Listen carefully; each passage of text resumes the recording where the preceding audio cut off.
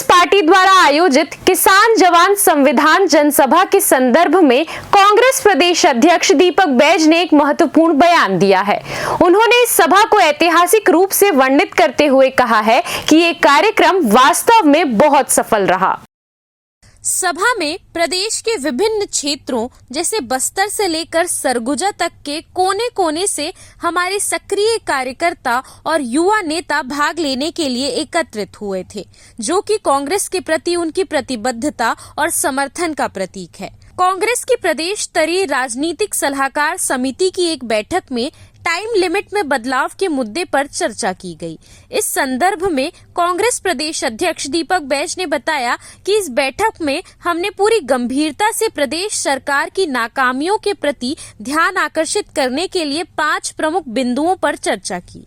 ये चर्चा न केवल प्रदेश की वर्तमान राजनीतिक स्थिति को समझने में मददगार रही, बल्कि कार्यकर्ताओं के बीच जागरूकता भी बढ़ाई। इसके साथ ही संगठन सृजन को लेकर कहा कि संगठन सृजन में उदयपुर डिक्लेरेशन को लेकर हम लोगों ने स्पष्ट रूप से कहा है कि हम बूथ तक, सेक्टर, मंडल, ब्लॉक और प्रदेश तक उदयपुर डिक्लेरेशन, AST, OBC महिला उनके अनुपात में हम लोग महत्वपूर्ण भागीदारी संगठन में देंगे। वहीं कांग्रेस राष्ट्रीय अध्यक्ष मल्लिकार्जुन खड़गे के पार्टी में एकता वाले बयान को लेकर बैज ने कहा कि किसी भी संगठन के लिए यूनिटी और अनुशासन बहुत पहले प्राथमिकता है। तमनार की घटना से किसान परेशान है, जिसे लेकर बैज ने कहा कि तमनार वाले मामले को लेकर वहां स्थानीय विधायक के नेतृत्व में कुछ प्रतिनिधि मंडल पर अलग से हमारे राष्ट्रीय अध्यक्ष से मीटिंग के बीच मुलाकात हुई और उनसे काफी देर तक चर्चा भी हुई। राष्ट्रीय अध्यक्ष ने इस मुद्दे के महत्व को भली भांति समझते हुए आश्वस्त किया कि कांग्रेस को अपने स्थापित मूल्यों और सिद्धांतों के आधार पर एक बड़ी और निर्णायक लड़ाई लड़नी चाहिए।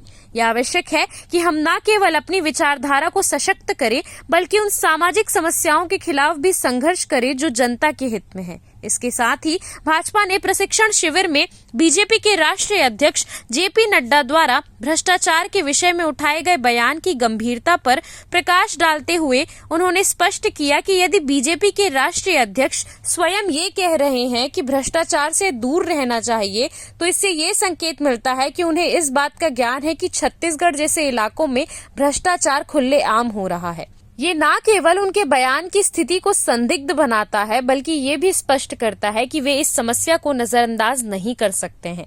इसीलिए कांग्रेस को इस विषय पर गंभीरता से विचार करते हुए ठोस कदम उठाने की आवश्यकता है, ताकि हम राजनीति में ईमानदारी और पारदर्शिता को पुनर्स्थापित कर सकें।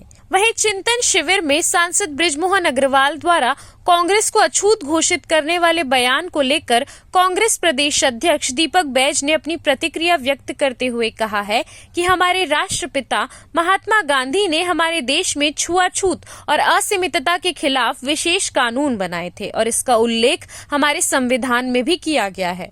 उनका उद्देश्य सभी भारतीय नागरिकों के लिए समानता और सम्मान सुनिश्चित करना था। हालांकि जब भारतीय जनता पार्टी और उनके नेता इस प्रकार के विभाजनक और भेदभावपूर्ण विचारधारा को बढ़ावा देते हैं, तो हम इस स्थिति में क्या कर सकते हैं। इसके अतिरिक्त भाजपा ने अपने आधिकारिक पोस्ट के माध्यम से कांग्रेस को हितैषी नहीं करार दिया है और इस प्रकार इस मुद्दे पर जनता को भ्रमित करने के लिए सभा आयोजित करने की कोशिश कर रही है। इस संदर्भ में हम स्पष्ट रूप से देख सकते हैं कि राजनीतिक संवाद में एक जरूरी जिम्मेदारी होती है, जो कि सच्चाई और समरसता को बढ़ावा देती है। कल कांग्रेस की किसान जवान संविधान जनसभा ऐतिहासिक रही है।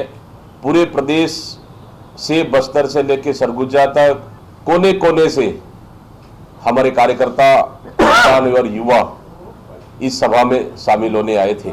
इतने भारी इसके बीच में खेती किसानी के सीजन में भी इतनी लगभग 25,000 से अधिक संख्या में शामिल होना, मैं समझता हूं अब तक का इस सीजन में सबसे बड़ा ऐतिहासिक कार्यक्रम रहा है। कार्यकर्ता नदियां भर गई, नाव पार करके आए, सड़क बंद हो गई, पुल के ऊपर पानी आ गया, 25, 30, 50 किलोमीटर घूमकर इस कार्यक्रम में शामिल होने आए। भीगते हुए बरसते पानी में छतरी लेकर और तो और जहां कार्यक्रम आयोजित रहा पूरे मैदान पानियों से भरा हुआ है, करीबन 6 इंच नीचे मैदान पानियों से भरा है। कुर्सी में बैठे हैं लेकिन जूता पूरी तरह से, पैर और जूते पूरी तरह से, चप्पलें मैदान के पानियों से डूब चुका है, भीग चुका है। निश्चित रूप से यह कार्यक्रम ऐतिहासिक रहा है। मैं धन्यवाद देता हूं हमारे नेता माननीय मल्लिकार्जुन खड़गे जी को, हमारे राष्ट्रीय कांग्रेस पार्टी के अध्यक्ष, जिनके आने से और उनके उद्बोधन से कहीं न कहीं पूरे प्रदेश में भाजपा सरकार की भ्रष्टाचार के खिलाफ एक अच्छा वातावरण बना है और अच्छा कार्यकर्ताओं में एक नई ऊर्जा, नई ताकत मिला है।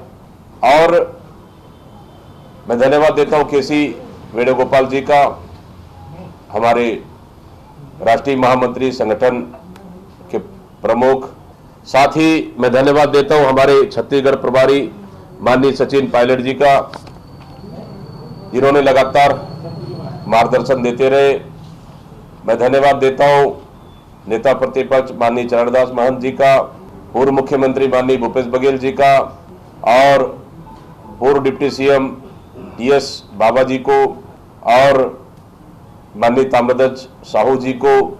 साथ ही हमारे तीनों प्रभारी सचिव लगातार इस कार्यक्रम को मॉनिटरिंग कर रहे थे। हमारे छत्तीसगढ़ के प्रभारी सचिव माननीय विजय जांगीड़ जी, माननीय जरिता मैम, माननीय एस संपत जी, साथ ही हमारे प्रदेश के पूर्व मंत्रीगण, सांसद, विधायक साथी, हमारे प्रदेश के पदाधिकारी, साथ ही हमारे जिला कांग्रेस के अध्यक्ष, ब्लॉक कांग्रेस के अध्यक्ष, तमाम प्रदेश के वरिष्ठ नेता, महापौर, नगरपालिका, नगर पंचायत, ग्राम पंचायत, पार्षद से लेकर सरपंच से लेकर बूथ अध्यक्ष तक, जो इस कार्यक्रम को सफल बनाने में शानदार उन्होंने इस कार्यक्रम को सफल बनाने की मेहनत की। साथ ही प्रदेश की जनता, कांग्रेस के कार्यकर्ताओं को भी धन्यवाद देता हूं, जिन्होंने इतने तेज बारिश के बाद और बाढ़ की स्थिति के बाद भी इस कार्यक्रम को सफल बनाने में महत्वपूर्ण भूमिका निभाई। मैं उन्हें दिल से धन्यवाद और आभार।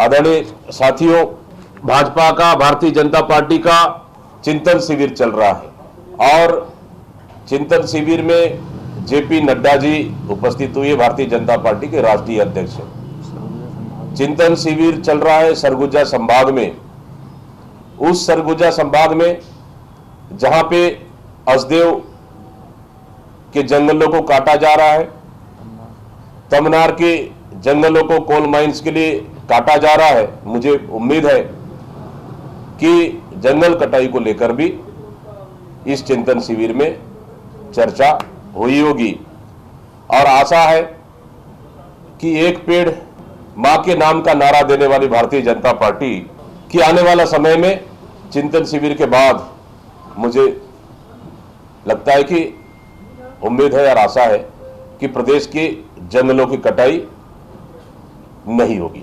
बिल्कुल, कल पीएससी का मीटिंग हुई, फिर पीसीसी एक्सटेंडेड कमेटी का मीटिंग हुई।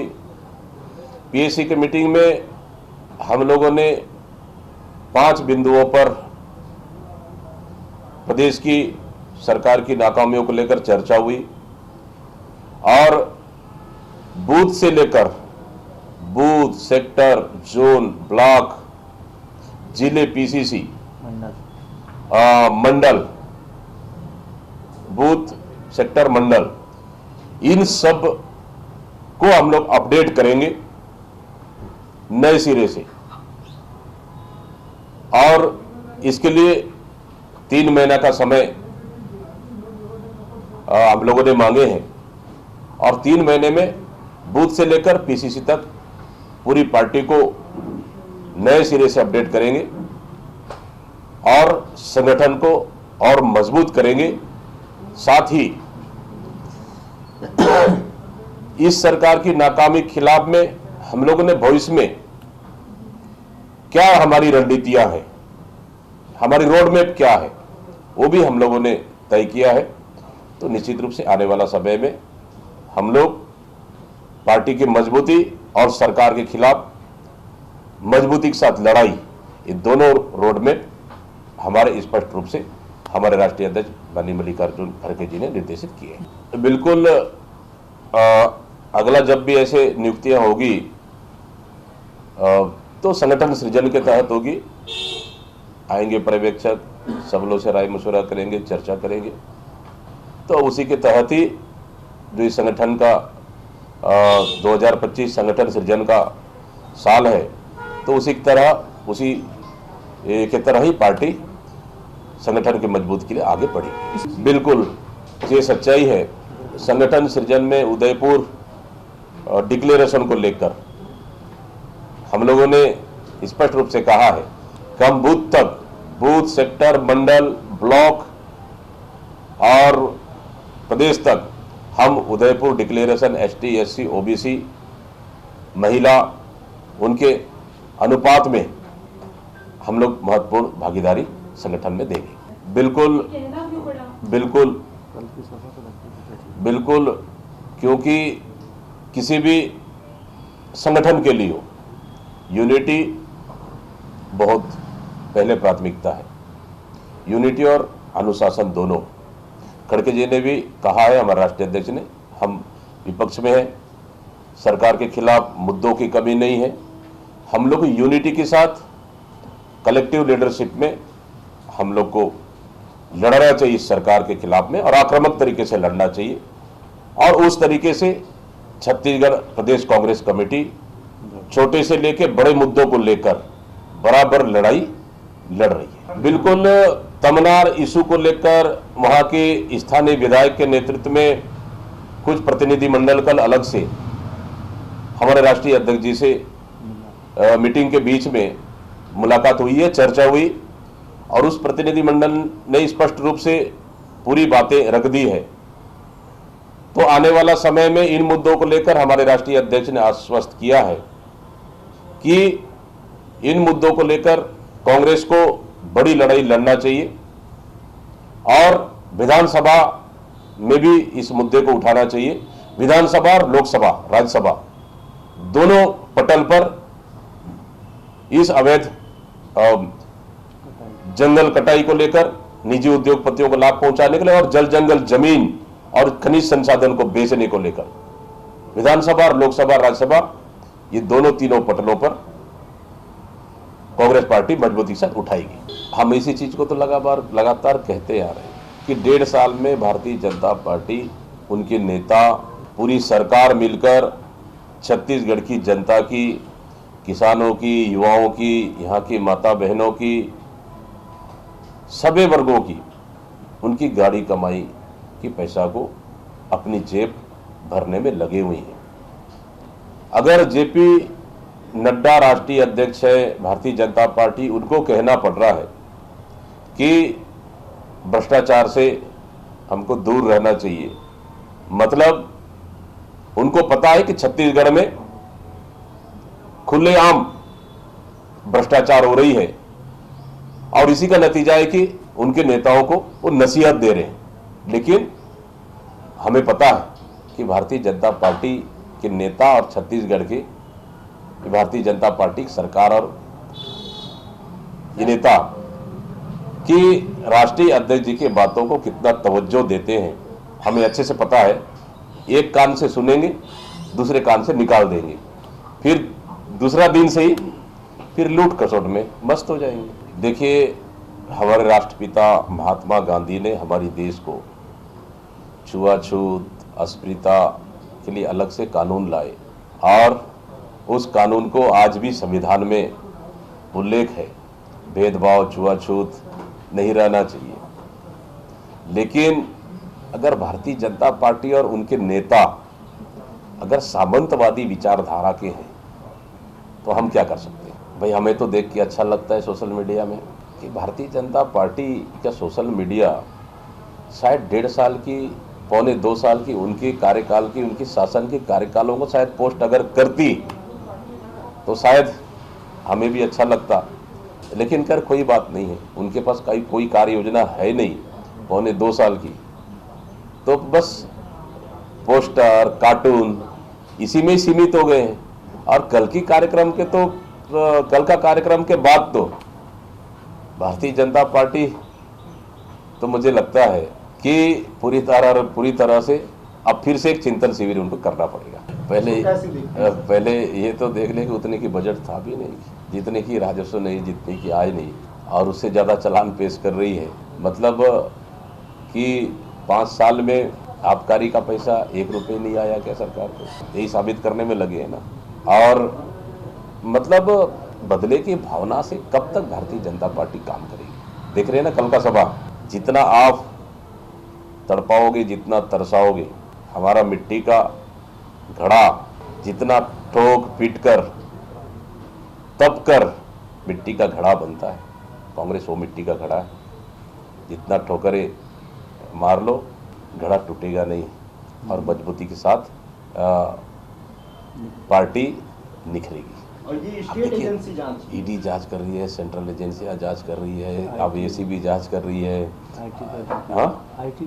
आईटी जांच कर रही है, और कोई जांच एजेंसी है तो और इनको इंक्लूड कर देना चाहिए। कोई बचा है तो बता दे, उसको भी इन्वॉल्व कर ले।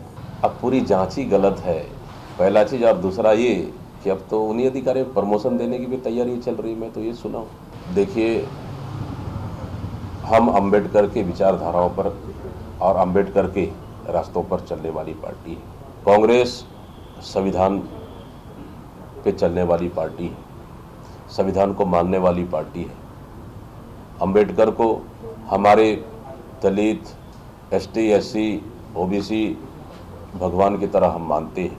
और अमरजीत भगत जी का तात्पर्य है कि हमारा खड़गे जी भी, हमारा राष्ट्रीय अध्यक्ष, उसी दलित वर्ग से आते हैं, और अंबेडकर को हम भगवान की तरह मानते हैं। CCN शार्क न्यूज के लिए ब्यूरो रिपोर्ट।